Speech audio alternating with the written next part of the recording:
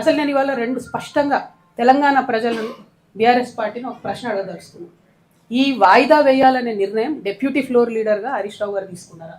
నేనైతే ఆయనే తీసుకున్నాడు అనుకుంటున్నాను. ఎందుకు తర్వాత మైక్ మన ఇంకొక డెప్యూటీ ఫ్లోర్ లీడర్ గారికి ఇస్తే, సవితమ్మ గారికి ఇస్తే, వద్దు వద్దు నేను మాట్లాడా, నా టైం కూడా హరీష్ రావు గారికి ఇవ్వండి అని ఆమంటారు. తర్వాత ఇంకో deputy floor leader Srinivas Yadav గారికి ఇస్తే, వద్దు వద్దు నేను మాట్లాడా, నా టైం కూడా ఆయనకే ఇవ్వండి అంటారు.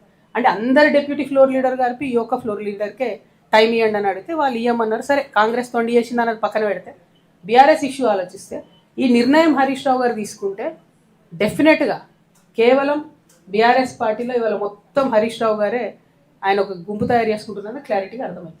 రెండు, ఒకవేళ ఆయన నిర్ణయం కాదనుకుందాం, కేసీఆర్ గారో పైనుంచి పార్టీ నుంచి వర్కింగ్ ప్రెసిడెంట్ గారో చెప్పారు అనుకుందాం. నేను మాత్రం చెప్తా ఉన్నా, ఒకవేళ అట్లా అయింటే నిర్ణయం పైనుండి వచ్చింటే డెఫినెట్గా ఇది శ్రేయస్కరమైనటువంటి పద్ధతి కాదు. ఏదైతే కృష్ణా వాటర్ మీద పెద్ద పెద్ద సభలు పెట్టాలనుకుంటున్నారో చట్టసభలో చెప్పే అవకాశం వచ్చింది, చరిత్రలో నిలిచిపోయేటటువంటి మాటలు చెప్పే అవకాశం వచ్చింది, రికార్డ్స్ ఫ్యూచర్ జనరేషన్ చూసుకునే అవకాశం వచ్చింది.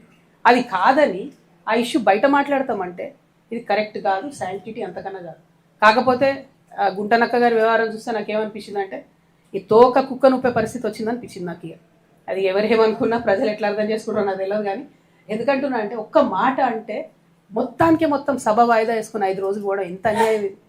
అసలు సభ పెట్టింది ఎవరి కోసం? నేను మొత్తం కాంగ్రెస్ పార్టీ ఇష్టం వచ్చినని చెప్తుంది అబద్ధాలు. 100 తప్పులు నేను రేవంత్ రెడ్డి గారు మాట్లాడిన దాంట్లో వీళ్ళు అక్కడ ఉండుంటే చెప్తారు కదా. అంటే అల్టిమేట్గా ప్రజలకు నిజం తెలవాలి. ప్రతిపక్షం అధికార పక్షం సంవాదాన్ని అది తెలుస్తలేదు.